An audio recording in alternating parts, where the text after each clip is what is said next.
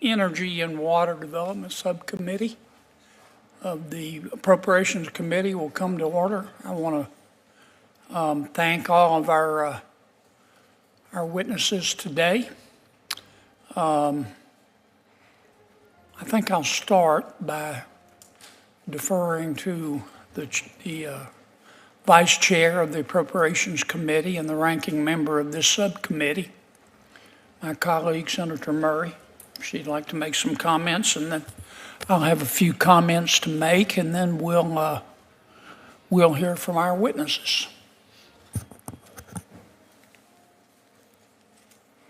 Put Senator Murray down as doubtful, gentlemen, about your budget.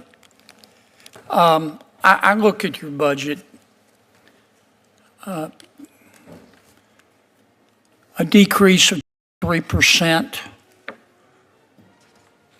That's $2 billion from fiscal year 25 enacted. A reduction in funding for the Mississippi River and tributaries account of 29%.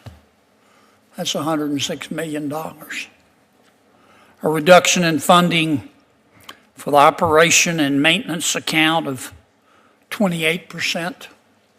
$1.6 billion. The budget doesn't propose any use, none, of the Inland Waterways Trust Fund receipts, and proposes to use only $1.7 billion from the Harbor Maintenance Trust Fund. That's about $1.7 billion less than the congressional target. I was reading the other night, I don't remember the exact figures, but scientists estimate that there are 2 to 3 trillion galaxies in the universe. And in not a single one of those galaxies is this Congress or any Congress likely to approve this budget. I mean, that's just a fact.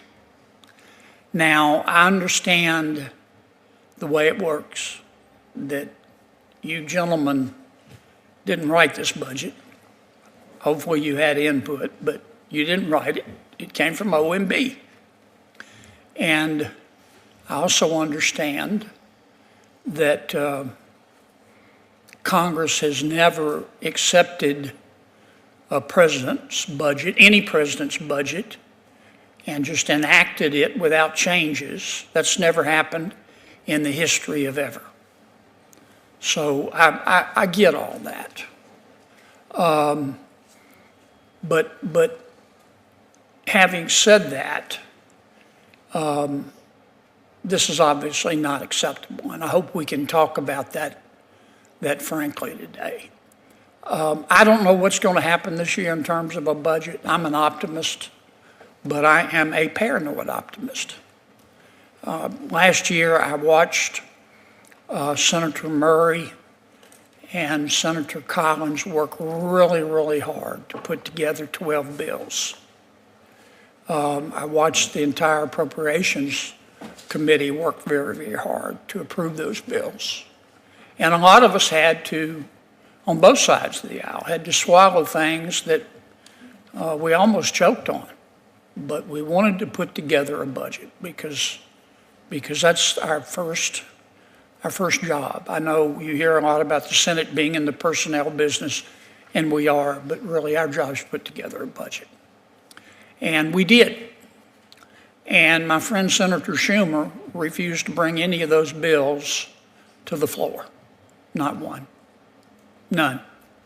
Zero. My goal was to see the bills come to the floor and then have an open amendment process where colleagues of mine, both on and off the Appropriations Committee, could weigh in. But Senator Schumer chose not to. That's just, that's just a fact. I don't know what's going to happen this year. Under President Biden, I I want to try to be as impartial as I can be in making this statement, but I think it's accurate. Under President Biden, and presidents set the tone in Washington. Under President Biden, the general discussion was who needs to pay more in taxes, okay? Under President Trump, it's clear to me at this juncture that the discussion has changed. The discussion is now, what the hell happened to the money? And that's a healthy discussion to have. But when it comes to the Corps of Engineers, and before I get there, and that leads me to believe that we may not have a budget this year. I just don't know if we can come together on it. It's always a challenge, but it's clear to me that at least on my side of the aisle, we are expecting to reduce the amount of spending strategically, but reduce it. And I know some of my friends in the Senate are going to have a problem with that, but that's the reality. Now, when it comes to the Corps of Engineers, that is slightly different because there is bipartisan support for the important work that you do. It doesn't mean that we can't find savings, and it doesn't mean that we shouldn't make changes, and we're going to talk about that today. But a 23% decrease, I think Senator Murray, by her calculations, it might be a 30%. That's just not acceptable. So help us work through this and come up with a plan that looks like somebody designed it on purpose, which is not this one. Let me make one other comment, and then I want to hear from you gentlemen.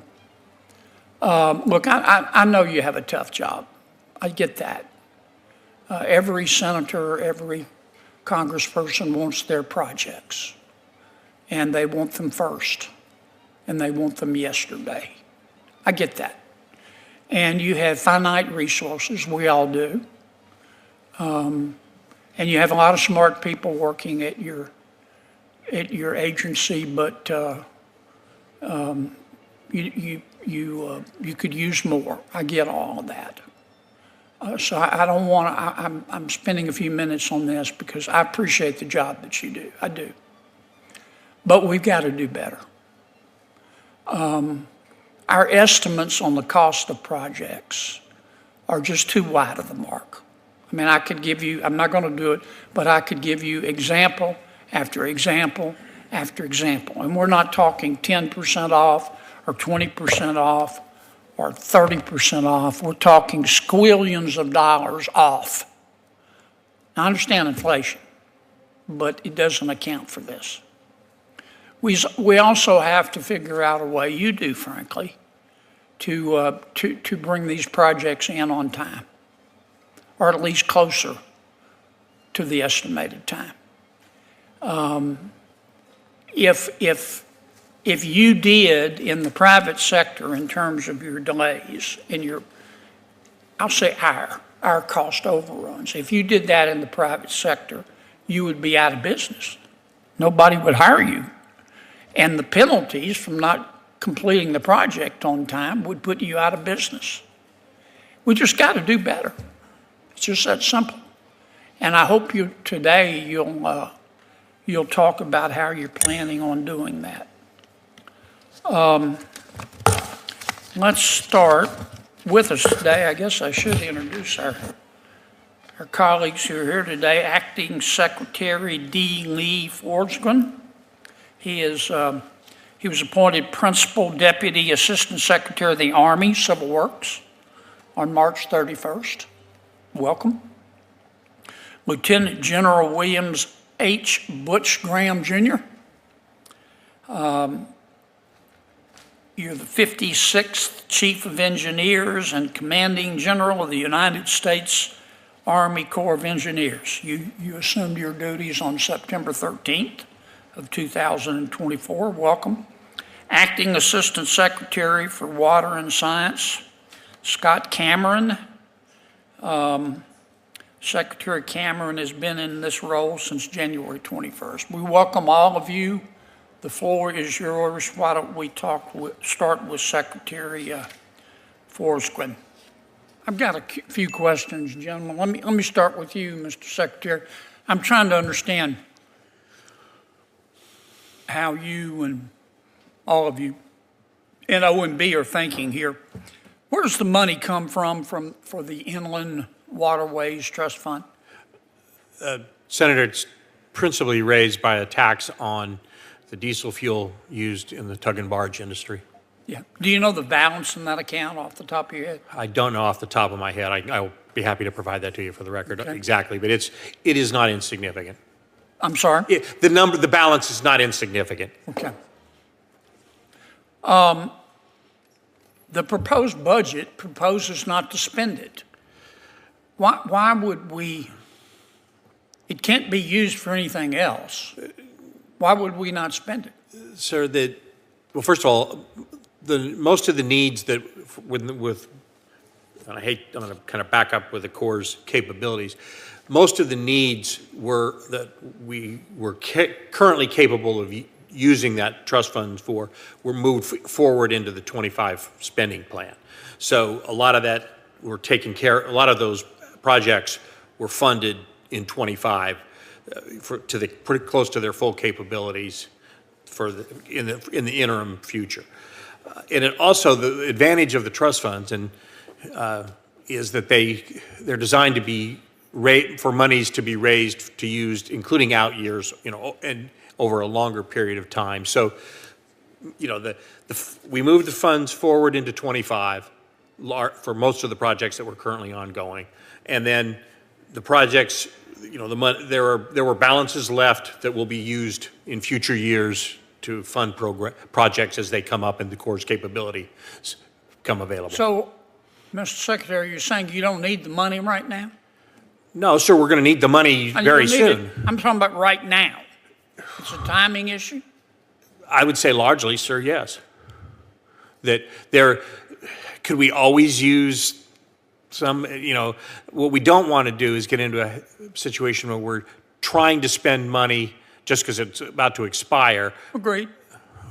We'd rather find that, fund it as the projects need it as they go forward. Where's the money come from for the Harbor Maintenance Trust Fund? Sir, it's a value-based user fee that is charged against all cargoes entering or exiting the United States. Okay. It's got some money in it, does it? It does. And again, to be used over time. Right. This proposed budget only proposes using $1.7 billion. Is that right? Yes, sir. That's below the mark that we set, is it not? Yes, sir.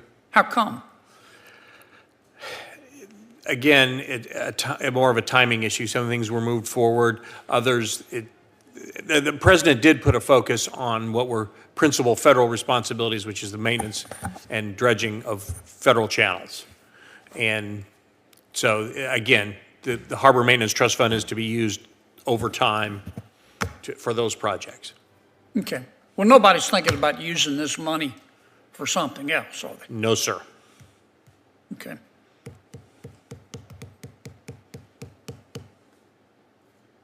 General, I want to ask you a question about bringing these projects in on budget and on time. I know you said it was engineering. We've got to get the engineering right, project management right, team right. Let me give you an example. I'm not going to beat this to death, but and I'm just picking a project. We've got a lot of projects in Louisiana, just like Alaska has a lot of projects. Everybody has a lot of projects. But the Inland Harbor Navigation Canal in New Orleans. 10 years ago, we projected it would cost about $951 million. Now the cost is up to about $4.7 billion. And the Corps says it will take 14 years. I mean, I understand inflation, but why? and I'm using this as an example. So Senator, the Inner Harbor Navigation Canal down there, where the intercoastal waterway bisects and gets across and up onto the Mississippi River is absolutely key. And you know the history that we've had on multiple lawsuits and injunctions over the years. A lot of it built from the lack of trust from the local communities, particularly the lower Ninth Ward. I know. So that cost estimate, and for everybody who's listening, that IHNC is also part of the flood protection for the greater New Orleans area, the river-facing gates. So it's imperative that we get this right. And what I told the district to do is to make sure that they have put in their cost estimates the risks associated. And most of those risks are most of those risks are elements of not having local support to build this. We want to get a team together. How do you quantify that? So that's what we owe you. You take a risk that it's going to get delayed, and then you try your best to put money associated with that would get delayed. So we would have loved to have built this thing for less than $1 billion 10 years ago, but the court cases have prevented us from doing that. The lack of trust from the citizens of the lower Ninth Ward have prevented us from doing that. So we're trying to build that trust so that we don't end up in this infinite loop of litigation. I got it. All right, Senator Murkowski's here. I want to ask you one more question. And you're well aware of all this. For whatever reason, sea levels are rising. Our land in South Louisiana is sinking.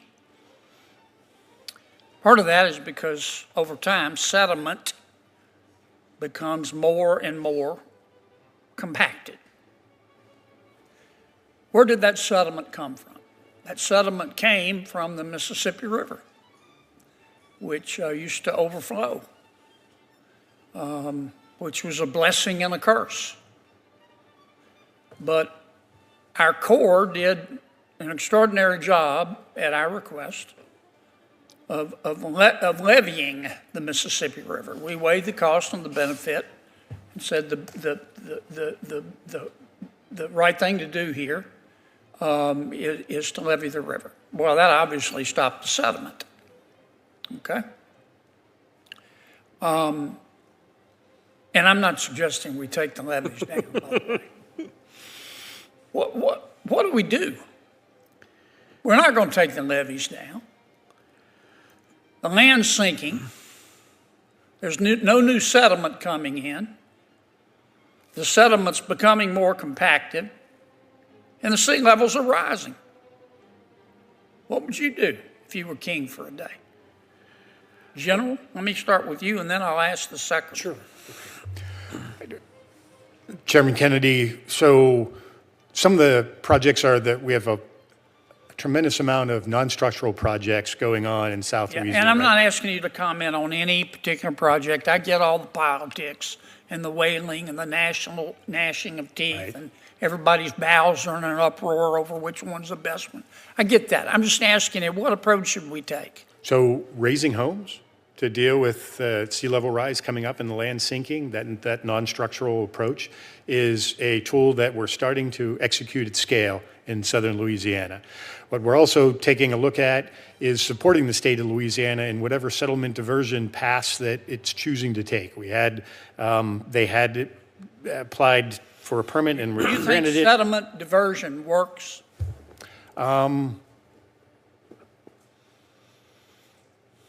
In some instances, I believe it does. It has to be done very carefully.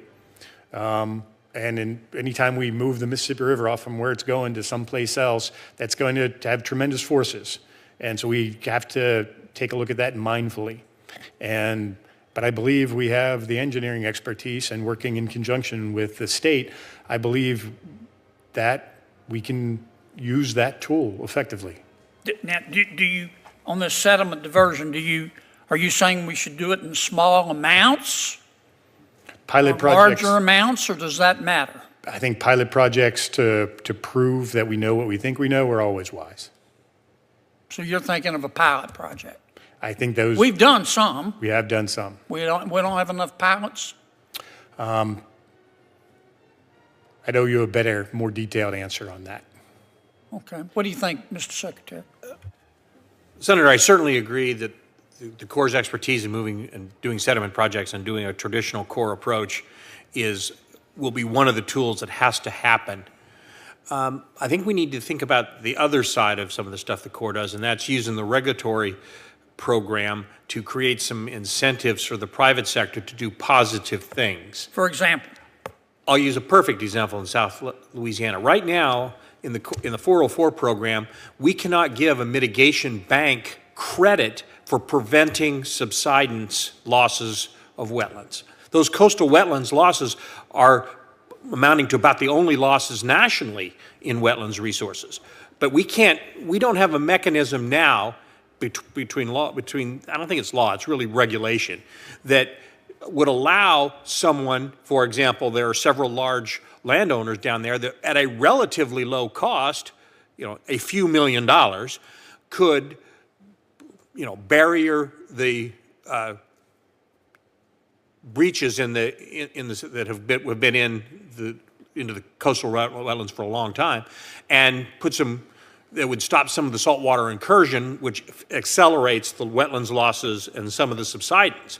But if they could sell credits for 404 purposes for elsewhere in Louisiana, that would provide the economic incentive for doing that. But we can do it, so now you've got people in South Louisiana going up to North Louisiana to buy credits, to do development.